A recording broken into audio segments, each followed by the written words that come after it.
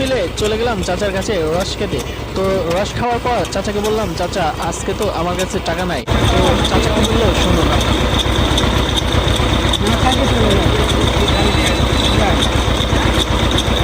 কি মনে করবো টাকা আসে আর যায় থাকে।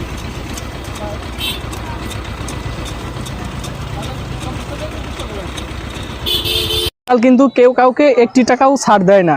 উনি আমাদেরকে দুজনকে 2 গ্লাস রস দিছে, যার দাম 40 টাকা। তো চাচাকে বললাম, চাচা আমাদের কাছে তো টাকা নাই, টাকা না দিলে কেমন হয়? তো চাচা বললো, তোমাদের কাছে যদি টাকা না থাকে তাহলে টাকা দেওয়া লাগবে না, চলে যাও।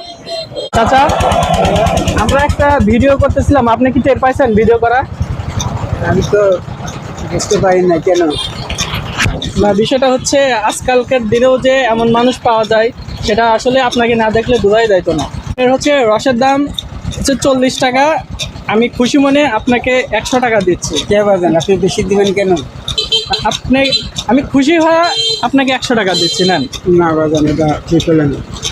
আপনি 100 টাকায় নেন। খালি রস আরো 2 গ্লাস খান।